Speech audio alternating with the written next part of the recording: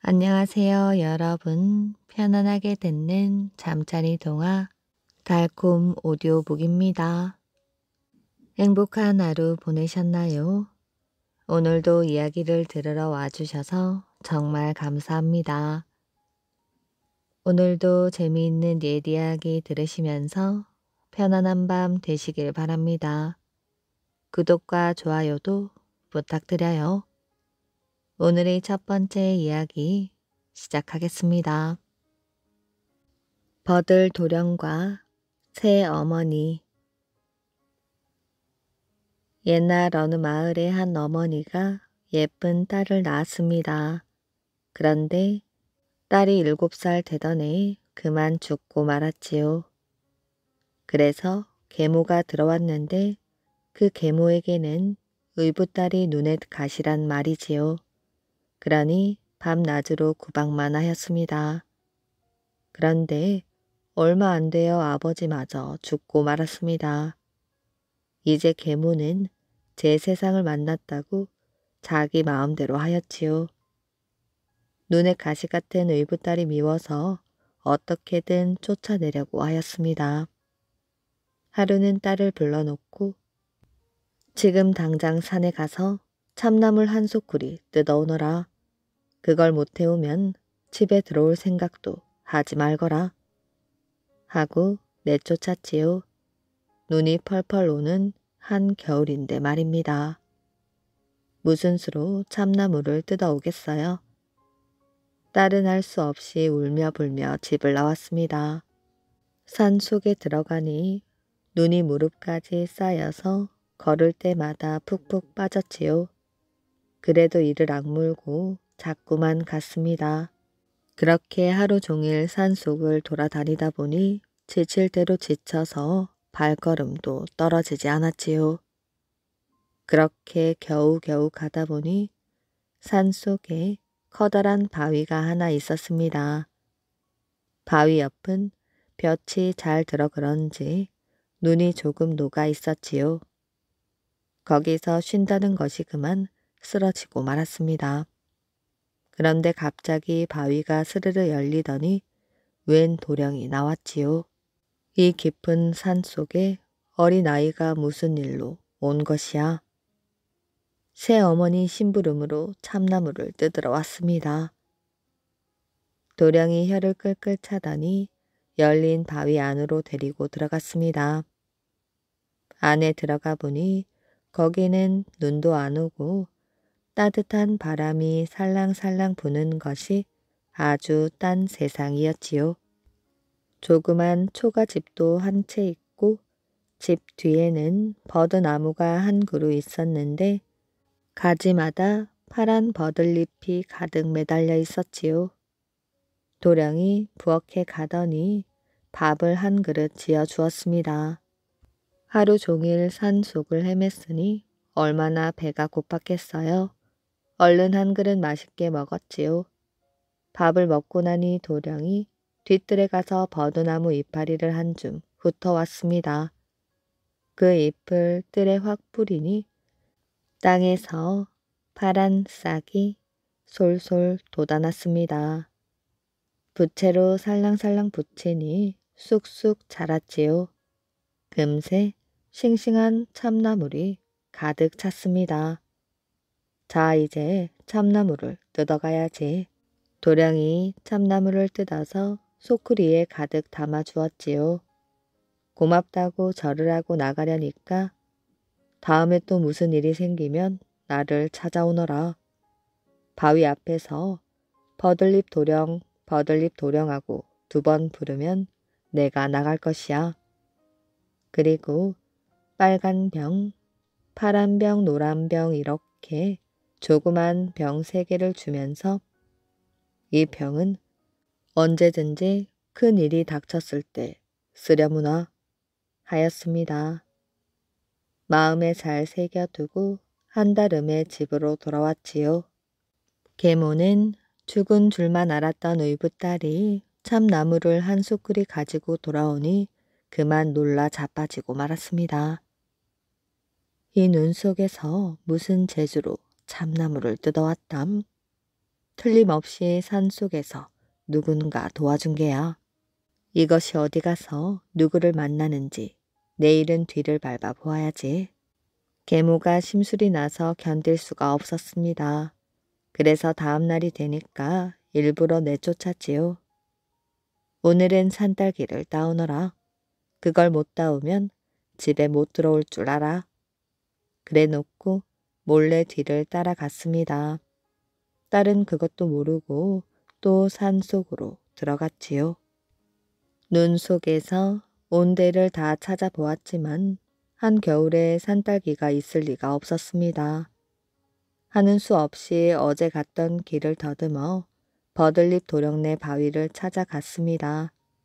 바위 앞에서 버들잎 도령님, 버들잎 도령님 하고 두 번 부르니 바위가 스르르 열리면서 도령이 나타났지요. 어서 오너라. 오늘은 무슨 일로 온 것이야? 새 어머니가 산딸기를 따오시라는데 산딸기를 찾을 수 없어서 왔습니다. 그러니 또 바위 안으로 데리고 가서 따뜻한 밥 한 그릇 주고는 버들잎을 훑어서 싹을 틔웠습니다. 부채로 붙여서 쑥쑥 키워가지고 빨간 산딸기를 한 소쿠리 따주는 것이지요. 고맙다고 절을 하고 나왔습니다. 그런데 뒤따라온 계모가 거기 숨어 있었지요. 의붓딸이 나오는 것을 보고는 얼른 바위 앞에 가서 목소리를 어린아이처럼 꾸며내가지고 버들잎 도령님, 버들잎 도령님 하고 불렀습니다. 그러니 바위가 스르르 열리더니 방금 나간 아이가 왜 또 온 것이야? 하면서 버들잎 도령이 썩 나왔습니다. 계모는 얼굴을 가리고 아이 목소리를 흉내내어 말하였지요. 새 어머니가 약풀을 구해 오라셔서 왔습니다. 도령이 아무래도 이상한지 고개를 갸웃갸웃 하였습니다. 너 왜 갑자기 그렇게 키가 커진 것이야? 날씨가 추워서 긴 옷을 껴 입었더니 그렇습니다. 그럼 얼굴은 왜 가리고 있는 것이야? 오다가 넘어져서 생채기가 났습니다. 그래서 도령이 계모를 데리고 들어갔습니다. 그러니 그만 계모가 버들잎 도령을 죽이고 말았지요. 그래놓고 계모는 집으로 돌아와서 의붓딸을 또 내쫓았습니다. 어서 나가. 이제 다시는 집에 돌아오지 마라. 딸은 하는 수 없이 집을 나갔어요. 갈 데가 없으니 버들잎 도령을 찾아갈 수밖에 없었습니다. 그런데 바위 앞에서 아무리 불러도 도령이 나오질 않았지요. 아무리 불러도 나오지 않으니 바위 둘레를 빙빙 돌면서 여기저기 살펴보았습니다. 그랬더니 바위 틈에 조그만 구멍이 뚫려 있었지요. 구멍이 작아서 어른은 못 들어가고 몸집이 작은 아이만 들어갈 수 있었습니다. 그래서 거기로 들어갔지요. 들어가 보니 도령이 자는 듯 죽어 있었습니다. 너무 슬프고 가엾어서 엉엉 울었지요. 눈물이 마르도록 울다가 보니 전에 버들잎 도령이 준 병이 생각났습니다. 이 병은 큰 일이 닥쳤을 때 쓰라고 했지. 이렇게 생각하고 먼저 빨간 병을 꺼내어 뚜껑을 열어보았지요. 그랬더니 병 주둥이에서 빨간 연기가 솔솔 나오더니 죽은 도령의 얼굴에 핏기가 사르르 돌지 않겠어요. 이번에는 얼른 파란 병 뚜껑을 열었습니다.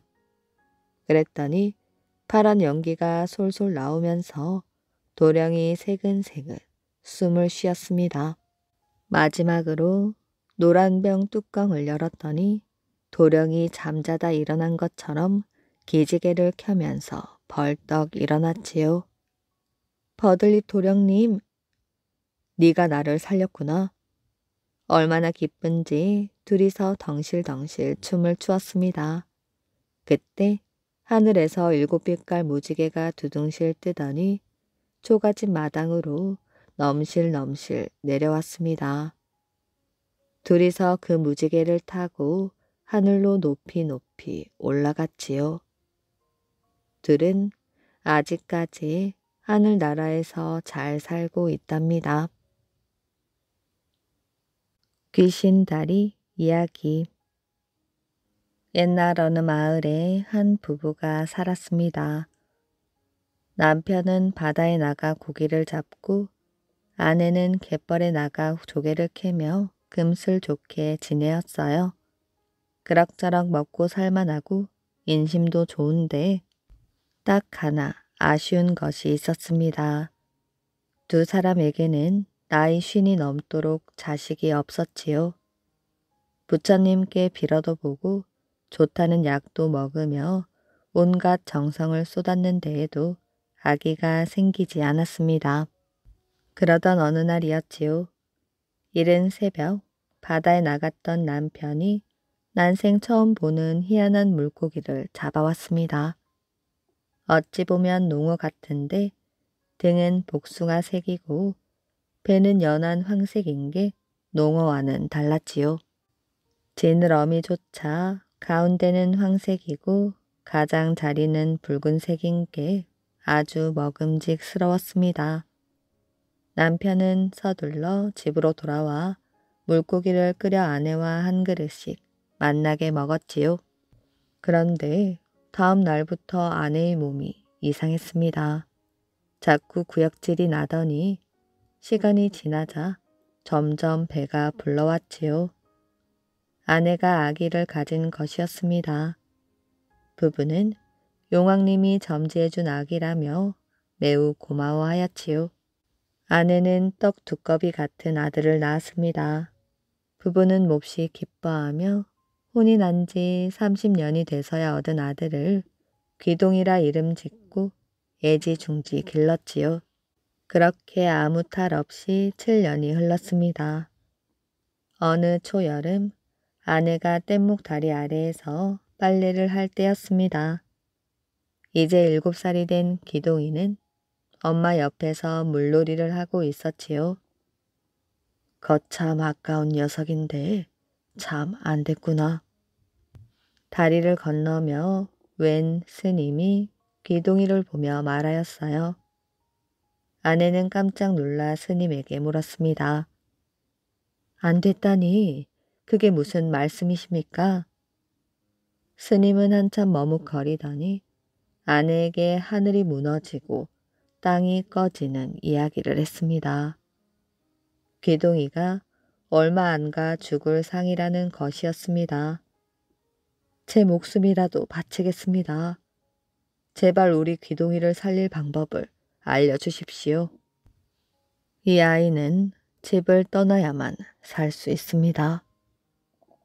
스님은 자기가 머물고 있는 절 이름을 알려주며 그곳으로 귀동이를 보내라고 했습니다.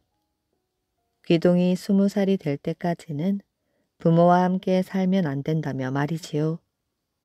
남편에게 이 일을 말하니 남편도 가슴이 내려앉았습니다.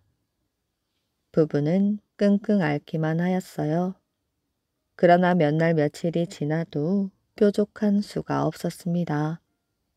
부부는 마음을 모질게 먹기로 결심하였지요. 남편이 귀동이를 불렀습니다. 귀동아, 보다시피 네 어미도 나도 이렇게 아프니 너를 더 이상 돌볼 수가 없구나. 얼마간이라도 다른 곳에 가 있으련. 싫어요.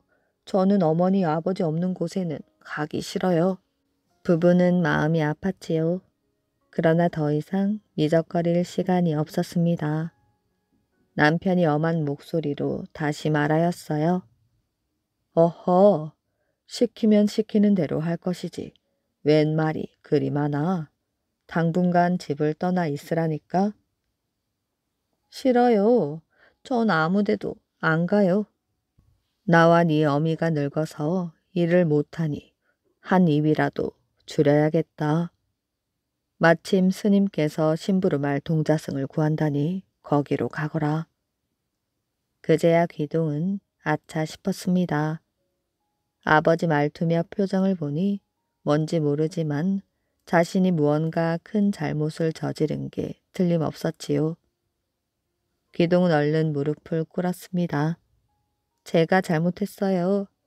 이제부터 밥도 적게 먹고 일찍 일어나고 나무도 해오고 고기도 잡아올게요. 그 모습을 본 부부는 애간장이 끊어졌습니다. 그러나 어쩔 수가 없었어요. 이 못난 놈, 우리는 더 이상 너를 못 키운다. 너 하나만 없으면 우리 둘이 예전처럼 편히 사는데 너 때문에 너무 힘들어. 어서 나가거라. 남편은 간신히 눈물을 참았습니다. 기동이는 막무가내로 아버지에게 매달렸어요. 아버지 옷이 찢어지도록 매달리니 아내는 실신을 하고 무슨 일인가 하여 몰려든 동네 아낙들도 눈물을 흘렸습니다. 남편은 마지막이다 생각하고 차마 못할 말을 꺼내었지요. 사실 너는 내 아들이 아니야. 그동안 키운 정으로 이 말만은 하지 않으려고 했는데 네가 이렇게 나오니 할 수 없구나. 그러니 이제 네 부모가 찾으러 갈 때까지 절에서 살거라. 그런데 그때 귀동이는 오히려 울지도 않고 소리를 지르지도 않고 가만히 아버지만 쳐다보았습니다. 그러더니 한참 뒤 이렇게 말하였지요. 아버지 마음이 그러신 줄 몰랐습니다. 이제라도 알았으니 이 집을 나가겠습니다.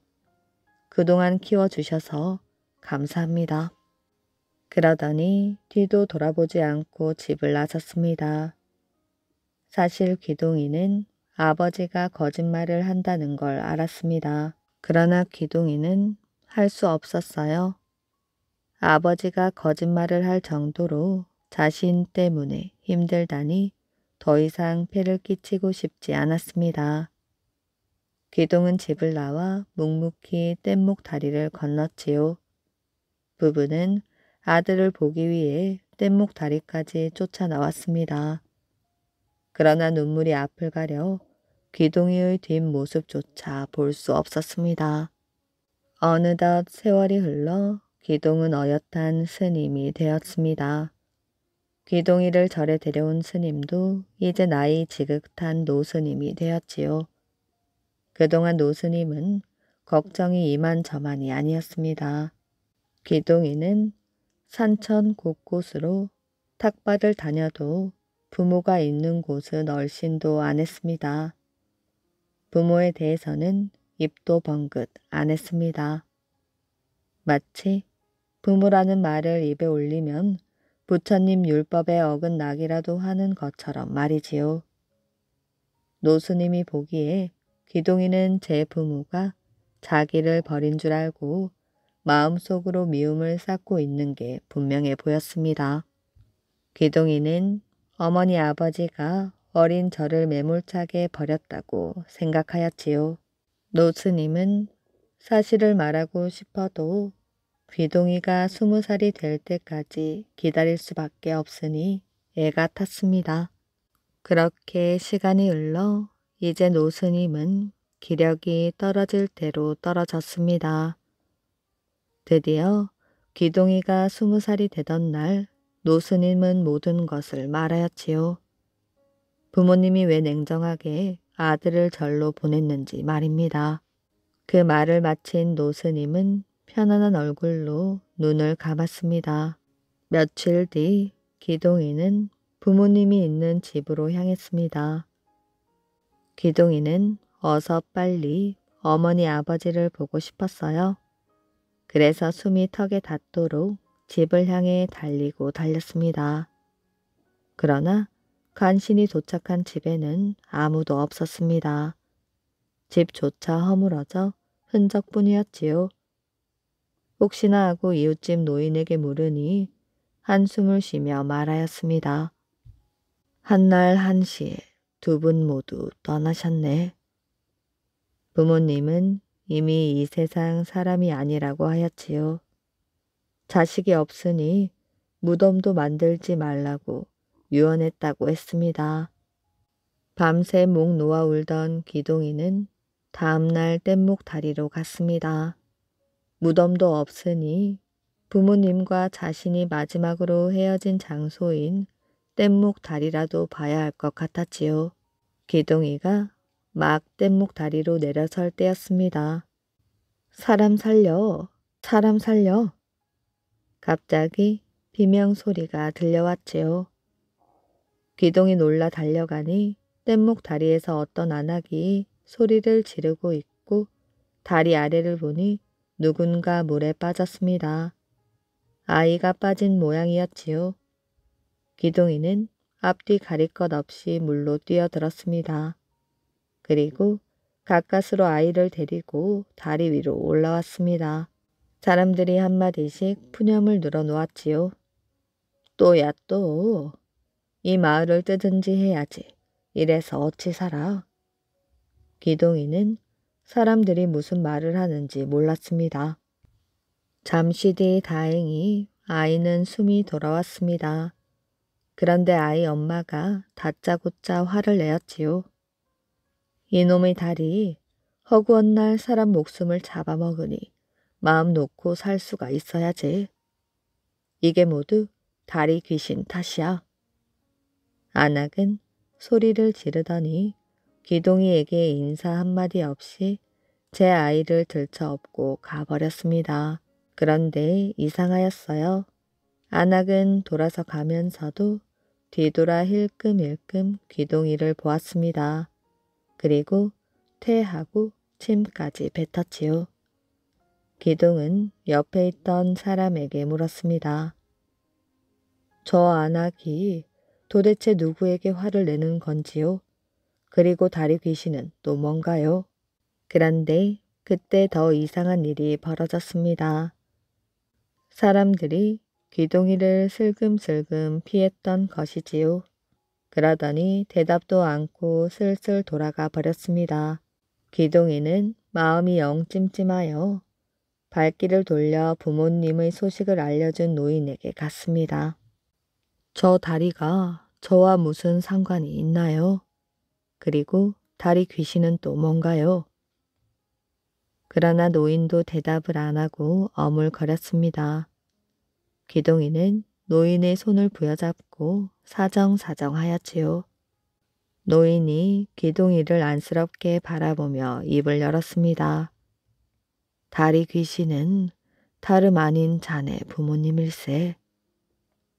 자네 부모님은 눈만 뜨면 뗏목 다리에 나가 자네를 기다렸어. 비가 오나 눈이 오나 바람이 부나 하루도 쉬지 않고 말이지. 그런데 어느 비 오는 날 다리로 물이 넘쳐 그만 휩쓸려 가버리고 말았다네. 알고 보니 기동이의 부모님은 물에 빠져 돌아가신 것입니다. 무덤을 만들지 말라는 것도 기동이가 마음이 아파할까 노인이 꾸민 말이었지요. 그 일이 있은 후부터 마을에서는 다리 위에서 사고가 나면 자네 부모님이 다리 귀신이 되어 해코지를 한다는 소문이 돌았네. 원래 뗏목 다리란 것이 물 위에 떠 있다 보니 바람만 조금 불어도 사람이 쉬이 빠지지 않는가. 그런데 그걸 알면서도 다리 하나 안 지어주는 관아를 탓해야지. 사람들도 참. 노인의 말을 모두 들은 기동이는 마음이 아팠습니다. 살아생전 자신 때문에 애가 타셨을 부모님이 돌아가셔도 편치 못하니 자기 탓만 같았지요. 한참 동안 생각에 잠긴 기동이는 부모님에 대한 사람들의 오해를 풀어야겠다고 결심하였습니다. 기동은 그 길로 산으로 향했습니다. 기동이 산으로 떠난 지 며칠이 지났지요. 그러던 어느 날 조용한 마을에 갑자기 요란스런 소리가 울려 퍼졌습니다. 사람들이 웬일인가 하여 나와보니 소리는 뗏목 다리가 있는 강가에서 들려왔습니다. 강가로 가보니 기동이가 뗏목 다리를 걷어내고 돌다리를 짓고 있었지요. 절에 있는 스님들도 모두 내려와 땀을 흘리며 다리를 쌓고 있었습니다. 귀동이 사람들에게 소리를 쳤습니다. 조금만 기다려주세요. 물이 몰아쳐도 흔들리지 않는 단단한 다리를 지어드리겠습니다. 마을 사람들은 잠시 어리둥절하였으나 곧 기뻐서 어쩔 줄을 몰랐습니다. 이제 위험한 뗏목 다리를 건너지 않아도 되니 모두들 스님들에게 달려가 인사하기 바빴지요. 그중 누구보다 좋아한 사람은 안악이었습니다. 이제 아이가 물에 빠질까 불안해하지 않아도 되기 때문이었지요. 안악은 집으로 달려가 밥을 짓고 나물도 무치고 그날로 당장 일하는 스님들 뒷바라지에 앞장섰습니다. 귀동이에게 미안하고 고마운 마음을 전하기 위해서였지요. 그런데 며칠이 지나자 신기한 일이 벌어졌습니다. 몇 년씩 걸려야 완성된다는 돌다리가 이래 만에 척하니 지어진 것입니다. 마을 사람들은 얼싸안고 눈물을 흘렸습니다. 모두에게 꿈 같은 일이었지요. 돌다리가 세워지자 다리 귀신에 대한 소문부터 달라졌습니다. 다리 귀신 덕에 돌다리가 세워졌다고 말이지요. 사람들은 귀동의 부모님에게 정성껏 제사를 지내고 감사 인사를 올렸습니다. 그 뒤 귀동이는 세상 곳곳을 다니며 좋은 일을 많이 하고 살았다고 합니다. 고생 바가지. 한 나그네가 먼 길을 가는데 그만 산속에서 날이 저물었습니다. 아무리 둘러보아도 쉴 곳은 보이지 않고 날은 점점 어두워지는데 길은 갈수록 험해졌지요. 게다가 길을 잘못 들어서 가시덤불 속을 헤매게 되었으니 엎친 데 덮친 격이었습니다. 저 멀리서 불빛이 하나 깜빡거리는 것이 보였지요. 아, 저기 사람이 사는 집이 있나 보다. 이제 살았구나. 나그네는 조아라고 그 불빛을 찾아갔습니다. 가까이 가보니 벼락 밑에 조그만 초가집이 있는데 거기서 불빛이 새어나오고 있었지요. 나그네는 주인을 불렀습니다. 여보시오, 길 잃은 나그네를 하룻밤만 재워주시오. 그러니 방 안에서 하얀 치마 저고리를 입은 색시가 나왔지요.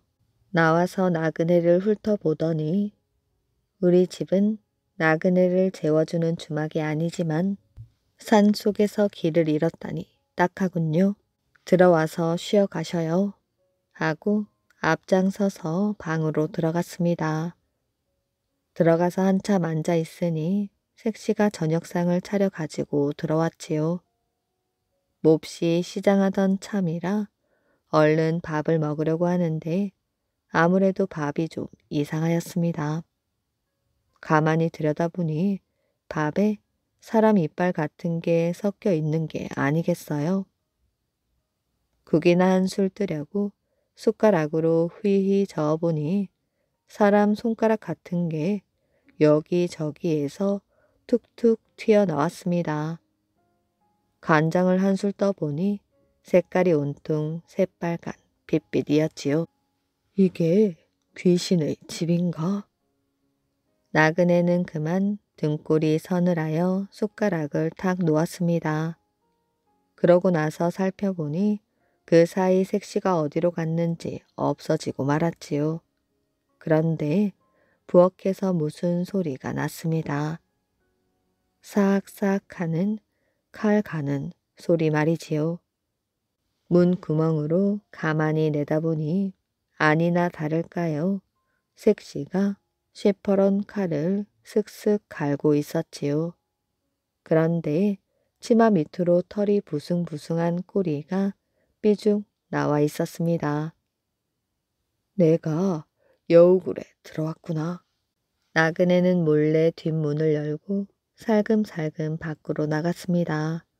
부엌문 뒤에 숨어서 어쩌나 봤더니 여우가 칼을 갈아들고 제가 있던 방으로 쓱 들어갔지요. 가보니 사람이었거든요. 그러니 허둥지둥 밖으로 나와서 두리번 살피더니 아래쪽 길로 쫓아간단 말입니다. 그 사이 나그네는 얼른 위쪽 길로 달아났지요.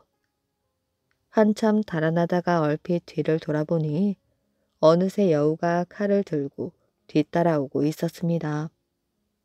짊어진 보따리도 팽개치고 걸음아 날 살려라 하고 마구 달아났지요. 그렇게 한참을 가다가 산 모퉁이를 딱 돌아서니 불이 환하게 켜진 기와집이 나타났습니다. 마루에는 젊은이가 한 사람 앉아 있고 하인들이 왔다 갔다 하는 게 사람 사는 집 같았지요. 나그네는 이제야 살았다고 하고 그 기와집으로 뛰어 들어갔습니다. 사람 살려주오. 저 뒤에 여우가 따라와요. 그러니 마루에 앉아있던 젊은이가 마당으로 썩 내려오면서 네 이놈 잘 왔다. 우리 어머니를 속이고 도망치더니 잘 되었다. 얘들아 어서 이놈을 골방에 가두어라. 하고 고래고래 소리를 치는 게 아니겠어요? 하인들이 우르르 달려들어 나그네를 번쩍 들어다 골방에 넣고 자물쇠를 철커덩 잠가버렸습니다. 이게 무슨 일인가 하고 문틈으로 내다보니 마루에 앉아있던 젊은이고 마당에 돌아다니던 하인들이고 죄다 꽁무니의 털이 부숭부숭한 짐승 꼬리를 차고 있었습니다. 이것들이 모조리 여우로구나. 어미 여우를 피해왔더니 이제는 아들 여우에게 잡혔구나. 이렇게 탄식을 하고 있는데 아들 여우가 시퍼런 칼을 들고 골방으로 왔습니다. 이제는 꼼짝없이 죽게 되었지요. 나그네가 정신을 가다듬고 여우에게 말을 걸었습니다. 죽기 전에 마지막 소원 한 가지만 들어주시오. 무슨 소원이냐? 지금 몹시 목이 마르니 물 한 동이만 마시게 해주시오. 그랬더니 여우가 물을 한 동이 갖다 주면서 어디 실컷 마셔보거라. 조금 뒤에 잡아먹으러 올 터이니 하고는 문을 잠그고 가버렸습니다. 나그네는 얼른 물동이에서 물을 퍼내어 흙벽을 축였지요. 흙은 물이 묻으면 축축해져서 잘 떨어지지요. 물 한 동이를 다 벽에다 축이니 흙벽이 물에 흠뻑 젖었습니다. 물러진 벽을 한사코 파내어 겨우 한 사람 하나가 빠져나갈 구멍을 뚫었지요. 그때 밖에서 여우가 자물쇠를 여는 소리가 철컥하고 들렸습니다. 얼른 구멍으로 빠져나갔지요. 가다 보니 이건 또 뭐겠어요. 한 발 앞이 바로 낭떠러지였습니다. 한 발만 내디디면 바로 벼랑 아래로 떨어질 지경이었지요. 에라이, 여우에게 잡혀 죽느니 차라리 낭떠러지로 떨어져 죽는 게 낫겠다.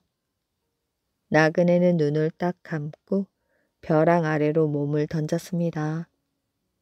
그런데 뛰어내린 곳이 이상하게도 푹신하였지요. 푹신해서 아무데도 다치지 않았습니다. 아이고 하느님 고맙습니다. 하는데 그 푹신한 것이 움찔 올라오더니 후다닥 뛰어 달아난 것입니다.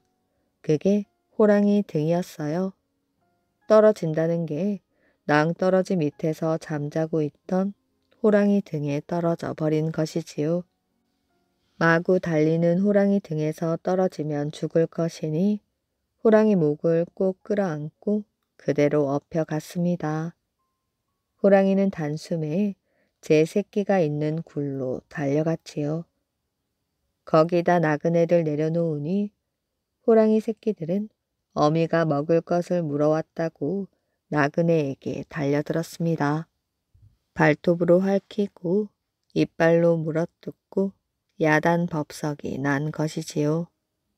그걸 보고 어미 호랑이는 어디론가 나가버렸지요. 다행히 호랑이 새끼들은 어려서 나그네에게 큰 상처는 못 입혔습니다. 나그네는 죽을 힘을 다해 새끼 호랑이들을 떼어놓고 엉금엉금 기어 호랑이 굴을 벗어났습니다. 그리고 굴 밖에 있는 큰 나무 위로 올라가 숨어 있었지요. 조금 있으니 여우들이 떼를 지어 몰려왔습니다. 호랑이가 나그네를 업어가는 것을 보고 따라온 것이지요. 여우들이 호랑이 굴에 막 들어가려고 할 때 어미 호랑이가 돌아왔지요. 어미 호랑이는 여우들이 제 새끼를 해치려는 줄 알고 다짜고짜 여우에게 달려들어 한바탕 싸움이 벌어졌습니다. 서로 물고 뜯고 핥히고 야단 법석이 났습니다. 여우가 아무리 때로 덤벼도 사나운 호랑이를 당할 수 없었지요. 끝내 호랑이에게 모두 물려 죽고 말았습니다. 호랑이도 그 많은 여우를 당하느라 지쳐서 벌렁 쓰러져 버렸지요. 그 사이에 나그네는 나무에서 내려와 멀리 도망쳤습니다. 그러다 보니 날이 훤히 샜는데 하룻밤 동안 고생이란 고생은 다 겪은 셈이지요. 불우한 충신. 광해군의 호위 무관으로 강익이라는 사람이 있었습니다. 무예가 출중하였기 때문에 무관이 되었지요. 그리고 이 무렵은 광해군의 총애를 한껏 받고 있었습니다. 강익은 성품이 호탕하면서도 근면 착실하였고 힘 또한 천하의 장사였습니다. 무쇠로 만든 신을 신고 험한 산길을 평지처럼 달렸지요. 또 어느 날은 밖 고갯길에서 미쳐 날뛰는 황소의 뿔을 쥐고 멀리 던진 일도 있었습니다. 이쯤 모 고관의 하인으로 이름이 돌쇠라는 망나니가 있었습니다. 성미가 거칠고 교만한 데다가 술 버릇이 사나워 툭하면 싸움을 일삼고 아무나 마구 때려 주었지요. 그러나 그런 돌쇠를 감히 휘어잡을 사람이 없었습니다. 그러다 어느 날 돌쇠가 강익에게 행패를 부렸습니다. 돌쇠도 술만 취하지 않았더라면 결코 대들지 않았을 것을 술 기운으로 저지른 일이었습니다. 돌쇠가 버릇대로 주먹을 번쩍 들며 강익을 치려 하자 강익은 이놈 하면서 번개처럼 앞가슴을 쥐어박았습니다. 순간 돌쇠는 억 소리도 못 지르고 앞으로 쓰러져 꼼짝을 못하였지요. 돌쇠는 땅에 누운 채 어느 틈에 숨이 끊어진 것입니다. 이렇게 되자 오히려 강익 쪽이 깜짝 놀랐지요. 그러나 때는 늦어버렸습니다. 이유야 어찌됐든 강익은 뜻하지 않게 살인을 하고 만 것입니다. 하지만 강익은 조금도 당황하지 않고 바로 돌쇠의 주인인 그 재상을 찾아갔지요. 이러이러한 일로 댁의 하인을 죽였습니다. 강익의 솔직한 말을 들은 재상은 처음엔 약간 놀랐지만 무슨 생각을 하였는지 사실은 그놈이 행패가 심하여 언젠가는 일을 저지를 줄 알고 있었소. 그렇지만 원래 음흉한 놈이라 어쩌면 죽는 신용만 했을지 모르오. 라고 말하였습니다. 그리고 강익이 다시 무슨 말을 하기도 전에 하인들을 불러들였지요. 여봐라, 너희들은 냉큼 가서 그 돌쇠 놈을 끌어오너라. 하인들은 곧 돌쇠를 거적에 눕혀 떠매고 들어왔습니다. 마당에 벌렁 누운 돌쇠는 누가 보든지 숨이 끊어진 사람이었지요. 그런데 이 꼴을 본 재상이 서슬이 시퍼래져서 노발대발을 하였습니다. 그런데 그것은 강익에 대한 노여움이 아니었지요. 오히려 돌쇠에게 불같은 눈초리를 쏘아붙이는 것이었습니다. 이놈, 그렇게 죽은 신용을 한다고 속을 줄 아느냐? 괘씸한 놈이다. 어디 내 매를 좀 맞아보거라. 재상은 분을 못 이기듯 손수 굵은 매를 움켜잡고는 버선 발로 마당에 쫓아 내려갔습니다. 호령 한마디에 매를 한 대씩 내리쳤지요. 죽었기에 망정이지 살아 있었더라면 정말 펄펄 뛰며 소리를 질렀을 것입니다. 강익은 어리둥절했지요. 어떻게 보면 꼭 재상이 미친 것처럼 여겨지는 것입니다. 그런데 재상은 무려 100여 대나 때린 후에야 이놈 잘 죽었다 하더니 큰 한숨을 내쉬었습니다. 너희도 눈으로 똑똑히 보았지? 하인들이 입을 모아 말하였지요. 예, 똑똑히 보았습니다. 돌쇠는 이제까지 남을 해쳐온 놈이다. 게다가 주인의 명을 어겼으니 벌을 받아 마땅하지. 너희도 앞으로 명심하거라. 하인들에게 다른 말이 있을 리가 없었지요.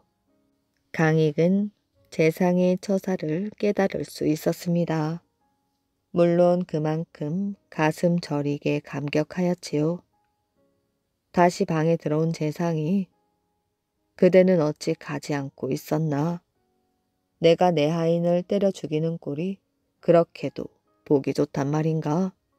하고 몹시 나무랐으므로 강익은 아무 말도 못하고 쫓기듯 돌아왔습니다.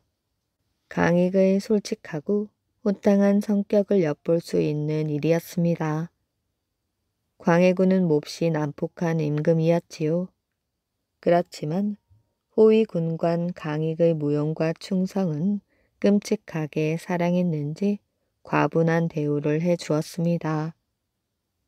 마음이 곱기만 한 강익은 그럴수록 있는 충성을 다하였고 또 언제까지나 그렇게 힘으로써 은혜를 갚고자 결심하고 있었습니다. 광해군 11년에 금나라의 침략을 받았을 때 강익은 부대를 이끌고 앞장서서 간 일이 있었습니다. 그러나 당시 총사령관인 강홍립이라는 원수는 싸울 생각을 하지 않았지요. 이것을 알자 강익은 여러 번 의견 충돌을 하다가 마침내 강홍립을 버리고 혼자 돌아왔습니다. 강홍립이 이렇게 비겁해서는 적의 침략을 막을 수 없을 뿐만 아니라 자칫 임금에게까지 큰 화가 미칠지 모른다고 생각한 것이지요. 강익은 광해군에게 충성심이 아주 컸습니다. 강익과 같은 사람이 만약 어진 임금을 섬겼더라면 그야말로 후세의 길이 빛나는 큰 공을 세웠을 것입니다. 그러나 불행하게도 상대가 광해군이었지요. 옛부터 충신은 두 임금을 섬기지 않는다는 말이 있습니다. 그러나 사실 강익은 마음이 우울하였습니다. 임금의 행실이 날로 거칠어 가고 나라한 형편이 엉망으로 되어 가는데 도저히 말로써 고쳐질 임금이 아니었던 것이지요. 멸망이 뻔한 임금에게 한사코 목숨을 바치자는 그런 고통스러운 마음이었습니다. 강익은 이 고통을 술로 씻고자 하였습니다. 광해군 신변에 만약의 경우가 생길까 하여 칼을 차고 말을 대기시키고 밤잠도 잘 못 자는 처지였지만 또한 술 항아리도 항상 곁을 떠나지 않았습니다. 보다 못한 누님이 쓸데없는 죽음은 하지 말거라 하며 눈물로 충고하였지만 그럴 때면 강익 역시 눈물을 흘리며 나는 이미 왕에게 목숨을 바친 몸입니다. 라고 말할 뿐이었습니다. 그러던 어느 날 누님은 강익이 술에 취하여 쓰러진 틈에 강익을 골방에 가두고 자물쇠로 채워버렸습니다. 강익은 거기서 세상 모르게 잠들어 있었지요. 그런데 그날이 바로 인조 반정의 날이었습니다. 그리고 강익이 난데없는 소리를 듣고 벌떡 일어난 때에는 밤도 이미 깊어져 있었지요. 기어코 일이 일어났구나. 기겁을 한 강익은 문을 박차고 나왔습니다. 고함 소리가 천지를 진동하고 횃불이 나처럼 밝았지요. 저녁 때 메어두었던 말은 안장도 없고 고삐도 벗겨져 있었습니다. 실은 누님이 동생을 위해 한 일이었지요. 누님은 이런 일이 있을 줄 알고 술도 잔뜩 먹이고 말도 못하게 한 것입니다. 그러나 강익은 누님을 탓할 사이도 없었지요. 그대로 밖으로 뛰어나와 대궐로 정신없이 달려갔습니다. 가다가 강익은 반정군 병사들에게 포위되고 말았습니다. 강익은 무의식 중에 허리에 큰 칼을 쑥 뽑으려 하였지요. 하지만 다음 순간 뜻밖의 일을 발견하였습니다. 칼 자루와 칼집이 굵은 끈으로 칭칭 동여져 있었던 것이지요. 이것도 물론 누님의 소행임이 분명하였습니다. 누님도 야속하오. 이렇게 외치면서 강익은 있는 힘을 다하여 칼을 뽑았습니다.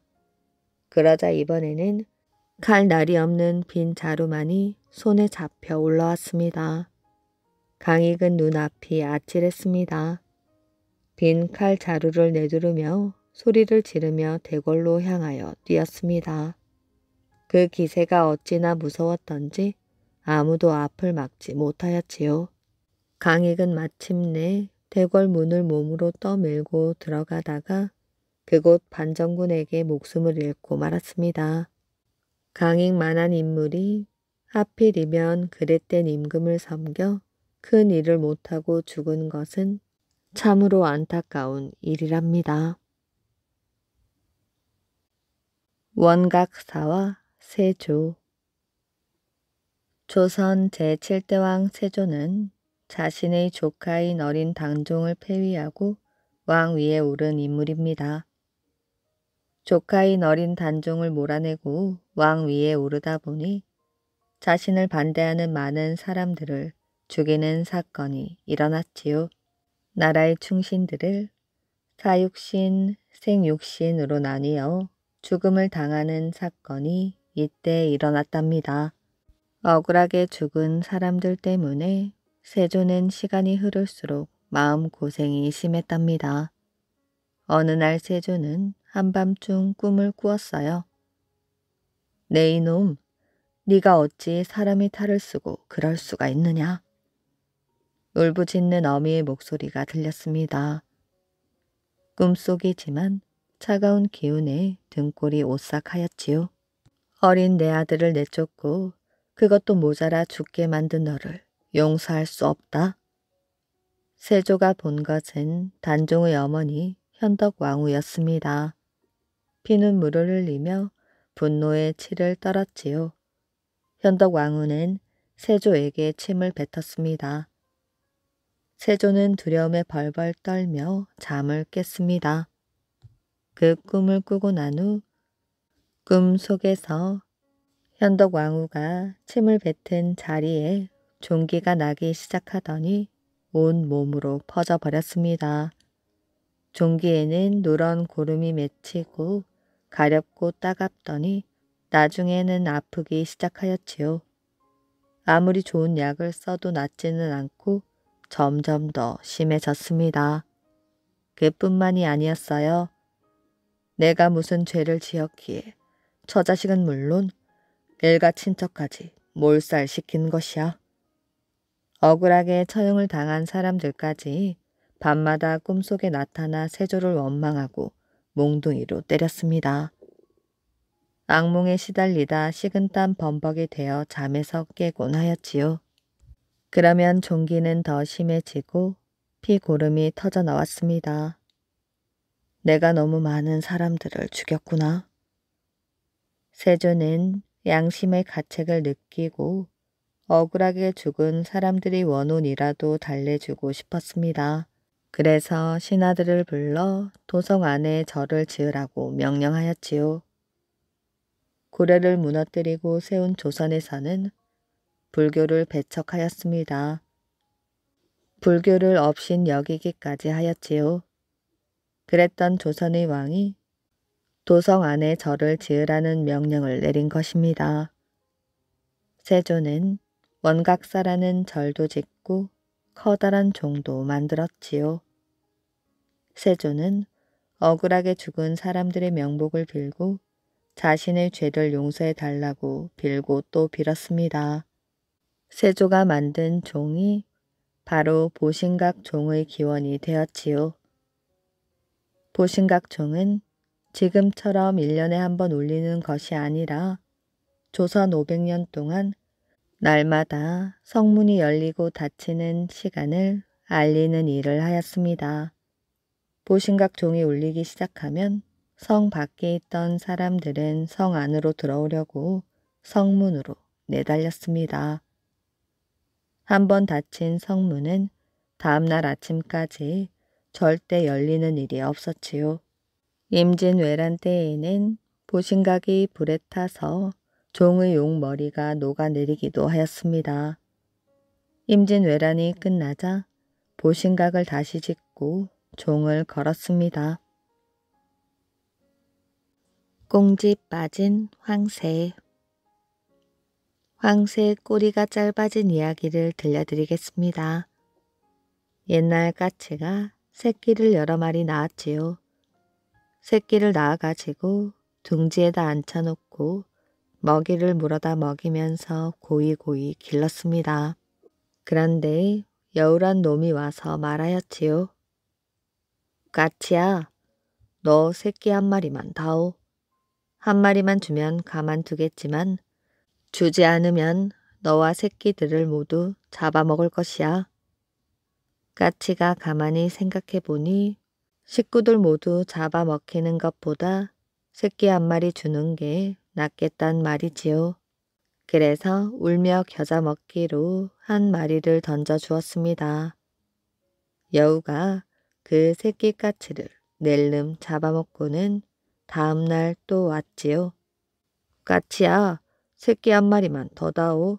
안 그러면 다 잡아먹을 것이야. 까치가 또 울며 겨자 먹기로 새끼 한 마리를 던져 주었습니다. 그 다음날 또 와서 새끼 한 마리만 달라고 하였지요.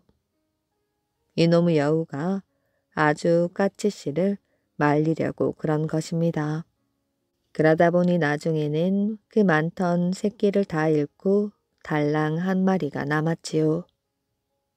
까치가 가만히 생각해 보니 저놈의 여우가 내일도 틀림없이 또 와서 새끼 한 마리만 달라고 할 터인데 하나 남은 새끼마저 주고 나면 그 다음에는 저를 잡아먹으려고 할 게 뻔하였지요. 그래서 생각다 못하여 황새를 찾아갔지요. 황새는 나이도 많고 아는 것도 많으니 무슨 수를 내줄 것 같았습니다. 찾아가서는 황새에게 이러저러하여 우리 식구 다 죽게 되었다고 좀 도와달라고 하였지요. 그랬더니 황새가 말하였어요. 네가 그 엉큼한 여우에게 속았구나. 여우라고 하는 것이 본디 누운 나무에도 못 올라가는데 어떻게 네 식구들을 잡아먹는단 말이야. 걱정 말고 돌아가 둥지에 가만히 앉아있기만 하거라. 내일 여우가 또 오거든 새끼를 못 주겠다 그래라. 까치가 황새 말대로 둥지에 돌아와서 가만히 앉아 있었지요. 다음날 여우가 또 와서 새끼를 달라는 걸 니까짓게 누운 나무에도 못 올라오면서 그런 소리를 해. 어디 잡아먹을 테면 잡아먹어봐. 하고 큰 소리를 쳤지요. 그러니 정말로 여우가 아무 말도 못하였습니다. 여우가 가만히 생각해 보니 어제까지만 해도 겁을 먹고 고분고분 말을 잘 듣던 까치가 갑자기 저러는 게 혼자 낸 꾀는 아닌 것 같았지요. 대체 누가 가르쳐줘서 저러나 싶어서 은근히 까치를 꾀었습니다. 까치야, 참 미안하게 됐다. 그런데 내가 나무에 못 올라간다는 걸 어떻게 알았니? 그러니 까치가 그만 신이 나서 어떻게 알긴 황새가 가르쳐 주었지. 하고 고지곧대로 일러 주었습니다. 그놈의 황새 때문에 까치도 못 잡아먹게 되었으니 분풀이를 해야지. 여우는 그 길로 황새를 찾아갔습니다. 그런데 황새는 덩치가 커서 제 마음대로 할 수 없겠으니 꾀를 썼지요. 황새에게 좋은 말로 말했습니다. 황새야, 내일이 내 생일인데 우리 집에 오면 맛있는 음식을 실컷 먹게 해주마. 황새는 감쪽같이 속아서 영문도 모르고 다음날 여우가 사는 굴을 찾아갔습니다. 여우굴에 턱 들어가니 만난 음식은 아무데도 없고 길쭉한 단지 하나만 달랑 놓여 있었지요. 여우야, 네 생일 음식은 어디 있는 것이야? 그러니 여우가 단지를 가리키면서 이 단지 속에 잔뜩 들어있으니 들여다보렴. 황새가 목을 길게 빼어 단지 속을 들여다보니 긴 부리가 단지 속에 쑥 들어갈 게 아니에요. 그때 여우가 황새 목을 단지 속으로 밀어넣고는 이놈의 황새, 너는 왜 까치에게 그런 말을 해서 내가 까치 잡아먹는 것을 회방 놓는 것이야? 어디 맛 좀 봐라. 하면서 황새 몸뚱이를 막 두들겨 팼습니다. 황새가 한참 동안 그렇게 얻어맞고 있다가 까욱하고 갑자기 큰 소리를 내었지요. 단지 속에서 큰 소리를 질러 놓았으니 그 소리가 얼마나 컸겠어요. 단지가 우르르하고 여우굴도 우르르 하였지요. 여우가 깜짝 놀라 이게 무슨 소리야? 하면서 잔뜩 겁을 먹었는데 황새는 그새 단지 속을 빠져나와서 아까 올 때 보니 하늘에서 웬 집채만한 괴물이 여우 잡는다고 내려오더니 그게 굴 앞에까지 왔나 보다. 하고 거짓말을 하였습니다. 여우가 그 말을 듣고 그만 기겁을 하여 황새 뒤로 숨었지요. 그러고는 황새야, 이제 다시는 안 그럴 테니 나 좀 살려다오. 이러면서 황새 꽁지를 붙잡고 늘어졌습니다. 그새 황새는 굴 밖으로 나가려고 푸드득 거리고 여우는 자기가 죽을까봐 황새 꽁지를 꽉 잡고 놓지 않고 이러니 어떻게 되겠어요? 황새 꽁지가 쑥 빠져버렸습니다.